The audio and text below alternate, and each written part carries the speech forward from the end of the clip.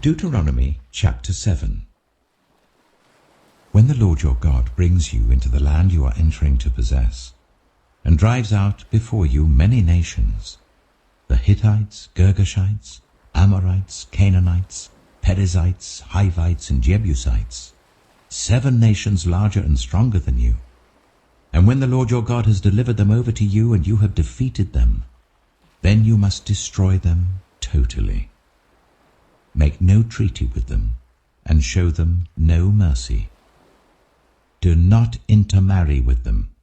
Do not give your daughters to their sons, or take their daughters for your sons, for they will turn your children away from following me to serve other gods, and the Lord's anger will burn against you and will quickly destroy you.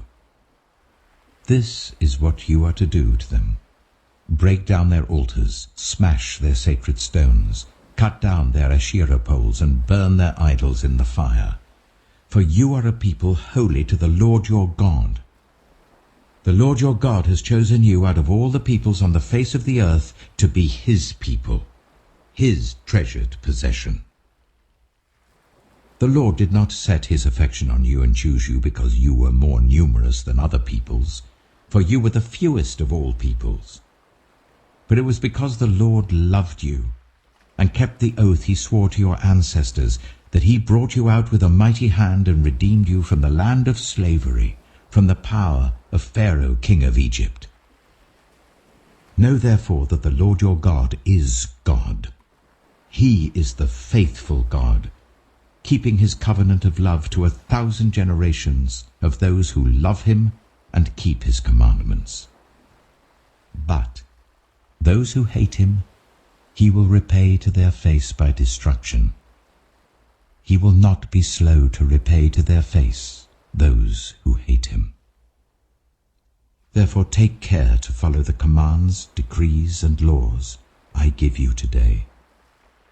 If you pay attention to these laws and are careful to follow them, then the Lord your God will keep his covenant of love with you as he swore to your ancestors. He will love you and bless you and increase your numbers. He will bless the fruit of your womb, the crops of your land, your corn, new wine, and oil, the calves of your herds, and the lambs of your flocks in the land that he swore to your ancestors to give you. You will be blessed more than any other people. None of your men or women will be childless, nor any of your livestock without young. The Lord will keep you free from every disease. He will not inflict on you the horrible diseases you knew in Egypt, but he will inflict them on all who hate you. You must destroy all the peoples the Lord your God gives over to you.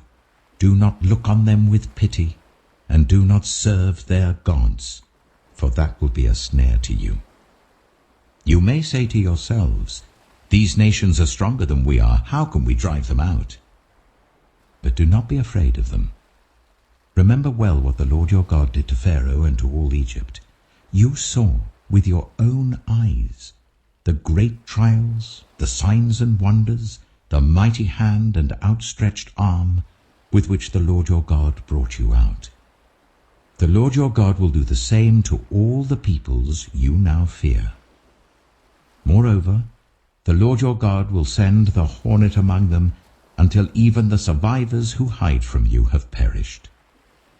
Do not be terrified by them, for the Lord your God who is among you is a great and awesome God. The Lord your God will drive out those nations before you little by little.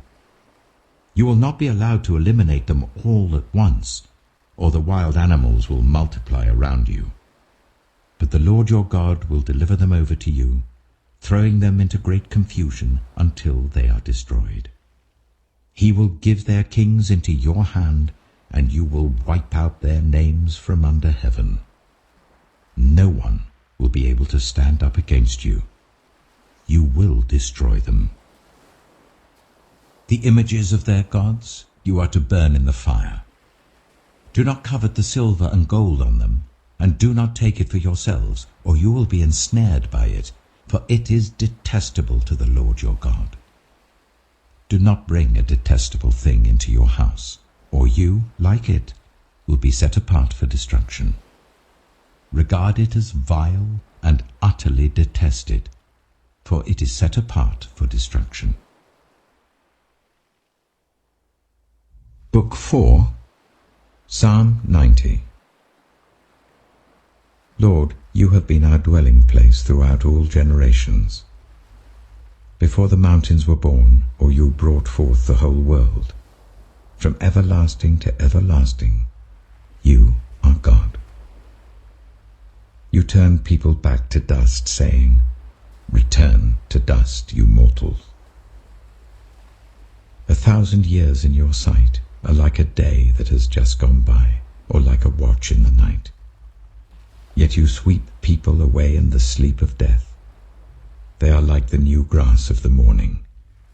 In the morning it springs up new, but by evening it is dry and withered. We are consumed by your anger and terrified by your indignation. You have set our iniquities before you, our secret sins in the light of your presence. All our days pass away under your wrath. We finish our years with a moan. Our days may come to 70 years, or 80, if our strength endures. Yet the best of them are but trouble and sorrow, for they quickly pass, and we fly away. If only we knew the power of your anger. Your wrath is as great as the fear that is your due. Teach us to number our days, that we may gain a heart of wisdom. Relent, Lord. How long will it be? Have compassion on your servants. Satisfy us in the morning with your unfailing love, that we may sing for joy and be glad all our days.